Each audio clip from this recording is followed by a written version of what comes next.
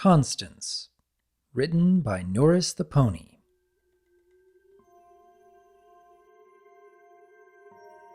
It was midnight, and Celestia was alone in her study. The night was still and calm outside of her open window, and she sat idly listening to the thumping wheels of distant chariots on the dirt road far below, the playful wind crawling up the mountain, and the gentle sound of water falling towards the lake far below. A peaceful night, she thought, a perfect ambience for a few fleeting hours of serenity. Celestia perked an ear. No, there was another sound too. Her clacking knitting needles grew still as she listened closer. An impatient, frantic shuffling of hooves under plush blankets. A young, squeaky voice let out an irritated sigh, followed by more rustling from within her newest young pupil's bedroom. Gingerly, Celestia set her wool and needles aside and rose from her cushion in front of the fireplace, burning not for warmth, but simply because it felt like the right thing to do with the stars and moon both shining brightly from the study's tall window. Lifting a small torch from a nearby sconce, Celestia crept on unarmored hooves towards Twilight's door, open just a sliver. More rustling, and another defeated sigh. Celestia smiled pensively and hesitated a moment. She already carried a prediction for what she would find and what would happen.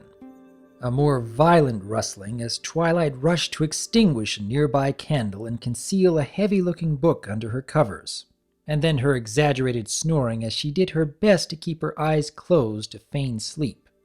Celestia's answer would be gentle but firm. She appreciated her students' enthusiasm, but for heaven's sake, she needed her sleep. And Twilight would respond in a nervous flurry of nodding affirmations. Celestia would leave her with promises for a good night, and give her student a warm nuzzle, assuring her that if Twilight needed her, she would always be in the next room. This time, however, there was no candle to be swiftly extinguished as Celestia pushed open the door, although Twilight's exaggerated snoring came nonetheless. Smiling warmly at the lump of twisted blankets that was her student, Celestia placed her candle on a nearby nightstand and cautiously lifted a blanket to reveal Twilight with her eyes squeezed shut. "My dear student," Celestia said softly, "are you having trouble sleeping?" Twilight shuffled, her eyes opened, glimmering with defeat as her ruse was discovered. She nodded sullenly. "Would you like me to read you a story?" Celestia offered. It was a rare occasion when a magic lesson or story did not succeed in driving back Twilight's distress. The little filly was always eager to learn, and Celestia was always happy to teach. To Celestia's surprise, however, Twilight shook her head. Celestia frowned. Twilight's silence and her watering eyes told her without subtlety that there was a little more at play than simple insomnia. "How about we get you out of these heavy blankets, Celestia suggested, parting them the rest of the way with a hoof. "Perhaps you would like to join me in my study? I find a change of scenery sometimes helps me with my restlessness." "Okay," Twilight squeaked, nodding feverishly. Celestia outstretched a wing and let Twilight hold on to the appendage as she led the way back into her study, extinguishing the candle with a tiny flare of her magic. The two sat before the crackling fire, unspeaking for a long while. Twilight had laid her head against the downy feathers of Celestia's wing, peering cautiously at the metal needles once more clicking together in Celestia's magic. "What are those?" she posed, cocking her head. Celestia blinked, and then looked to her magic aura and chuckled. "Ah, knitting needles. Yes, I know, I'm a dreadfully drab old mare." Twilight giggled. "I think it's neat. What are you making?" "A scarf. For you," Celestia replied breezily, giving Twilight's nose a playful poke. "I can't have my student catching a cold again, now can I?" Twilight giggled again. Yet when they fell silent once more, and her head had turned to the dancing flames. The same melancholic longing had flooded into the young filly's gaze. "Is something troubling you, Twilight?" No." Celestia frowned pensively. She used her wing to lift the filly's head up gently and meet her eyes. "If you are worried about me being upset with you for whatever reason, I promise you have no reason to be. Seeing you look sad is more upsetting to me than anything you could have done." "Promise you won't be mad?" Celestia assured her she wouldn't be. Twilight let out a long, melodramatic sigh and looked to her hooves in shame. "I miss home," she whispered. "I miss Mom and Dad and shining armor." "Ah," Celestia nodded. "You are homesick. That is nothing to be ashamed of." "Homesick?" Twilight repeated, looking a little frightened. Celestia chuckled, remembering having to nearly force-feed the little filly cough syrup during the earlier winter months. "It is not a literal sickness," she explained. "It simply means you miss home so much that it starts to make you feel very sad." "Oh," Twilight said flatly. But I like it here too.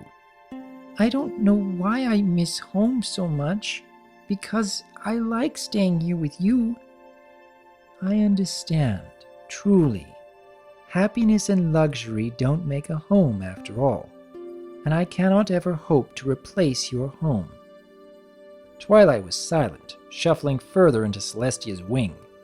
She had not been so foolish as to disregard the possibility that, given time, Twilight's enthusiasm and excitement at being her protégé would taper off to make way for nervousness and uncertainty.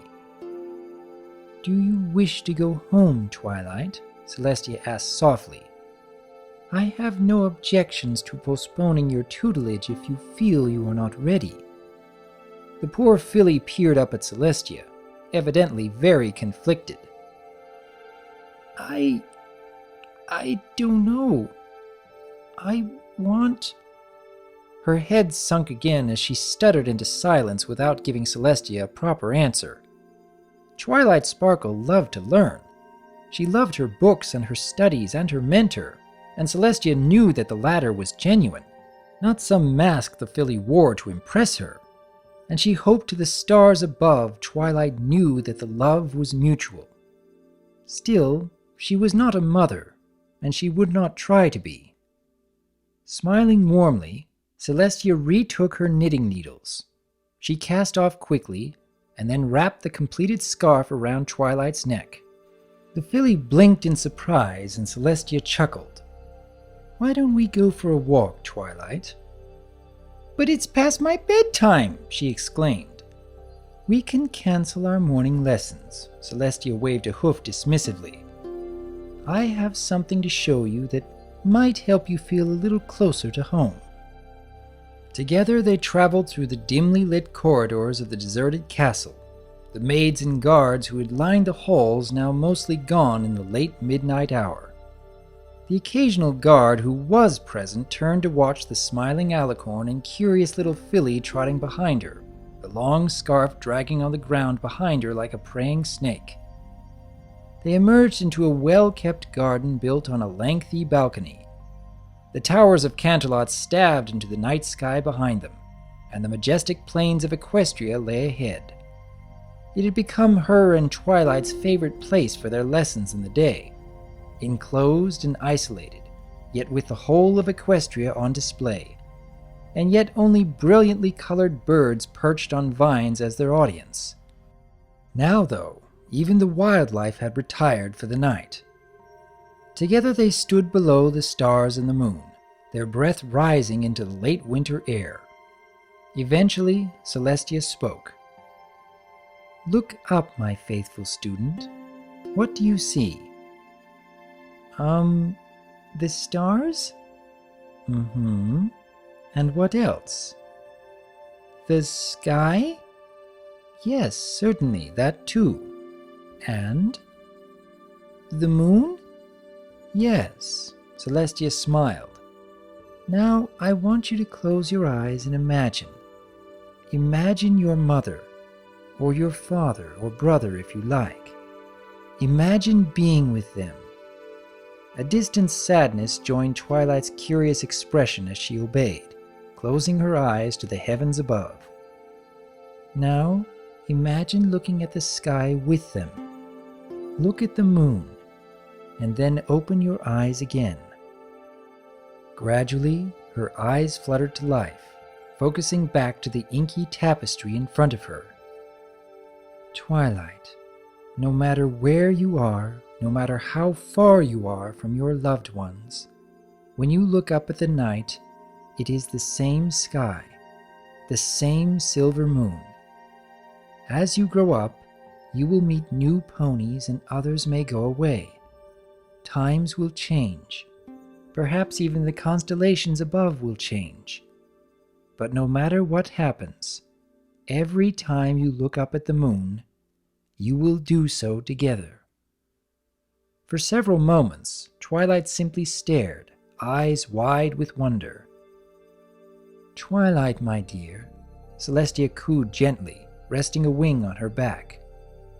If you ever feel yourself missing some pony you love, remember that no matter how wide a world we live in and how old you get, we will always look to the same moon above.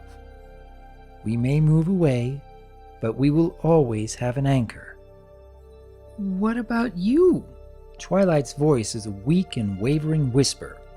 When she had entered Celestia's tutelage, the filly was creeping upon that terrible age when mortality first begins to make sense, even if she spent the majority of her time with Equestria's one exception. The princess smiled, a distant, introspective smile, the one that Twilight had nicknamed Celestia's memory smile. I lost my anchor once, Celestia admitted eventually. Her eyes had locked onto the moon above, unblinking and melancholic. For a while, I felt alone, like you do. Homesick? Of sorts, Celestia nodded. And then I realized that after what happened, my anchor was really still there, still beautiful, the most beautiful thing in the sky, still keeping me and my pony safe through the dark. And it has always made me feel happy knowing I would always have the moon to look to, no matter how much the world changed. I never thought of that before, Twilight breathed. I feel a lot better. I still miss Mom and Dad, but I don't think I'm ready to go home. Celestia gently brought Twilight closer with her wing. I am glad to hear that, my dear, Celestia began, but Twilight accidentally interjected with a mighty yawn. In an instant, the filly had a guilty look, but Celestia diffused it with a playful chuckle. Oh my, I hardly think you can use your tried and true, but I'm not tired, princess, line now, huh? Twilight giggled. Yeah. Do you think you will be able to get back to sleep? I think so. Twilight nodded and yawned again. Thank you, Princess Celestia. You are most certainly welcome, my faithful student. Celestia gave the little unicorn filly a warm nuzzle. I will be right behind you. Have a good sleep, Twilight. With a mixture of nods and yawns, Twilight turned and made her way back into the castle, traveling at a groggy trot back to her bed and to a good night's sleep. Celestia stood, staring at the moon for several more seconds after Twilight had left. She turned back towards the castle, looked back at the moon, and then followed Twilight back to her study.